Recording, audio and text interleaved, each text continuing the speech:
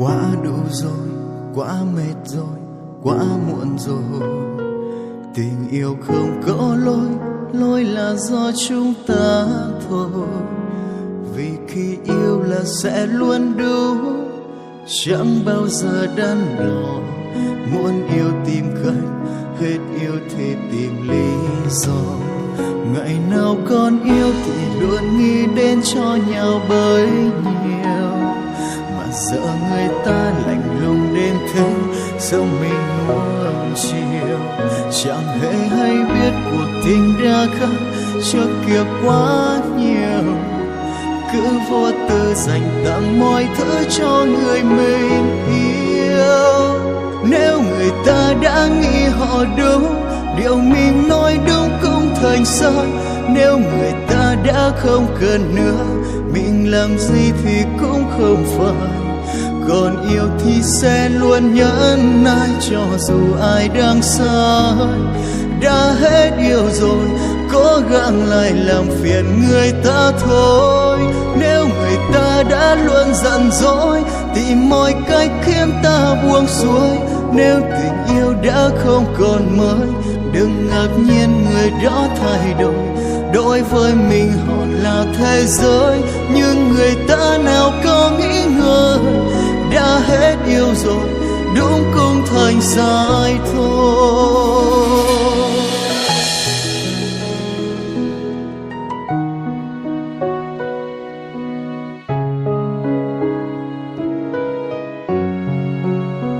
Ngày nào còn yêu thì luôn nghĩ đến cho nhau bấy nhiêu.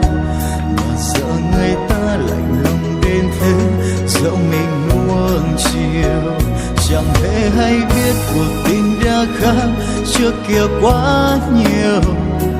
Cứ vô tư dành tặng mọi thứ cho người mình yêu. Nếu người ta đã nghĩ họ đúng, điều mình nói đúng cũng thành sai.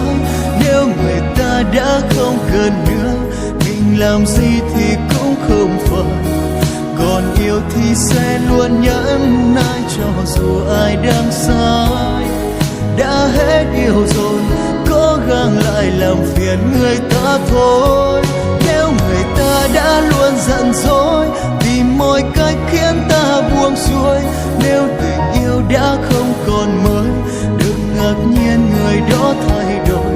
Đối với mình họ là thế giới, nhưng người ta nào có nghĩ ngờ. Đã hết yêu rồi, đúng cũng thành sai thôi. Nếu người ta đã nghĩ họ đúng, điều mình nói đúng cũng thành sai. Nếu người ta đã không cần nữa, mình làm gì thì cũng không phải. Còn yêu thì sẽ luôn nhẫn nại cho dù ai đang sai.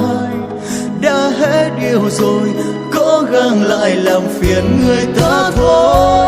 Nếu người ta đã luôn giận dỗi, tìm mọi cách khiến ta buông xuôi. Nếu tình yêu đã không còn mới, đừng ngạc nhiên người đó thay đổi. Đối với mình họ là thế giới, nhưng người ta nào có nghĩ ngờ. Đã hết yêu rồi, đúng cũng thành sai thôi. Đối với mình họ là thế giới, nhưng người ta nào có nghĩ ngờ. Đã hết yêu rồi, đúng cũng thành sai.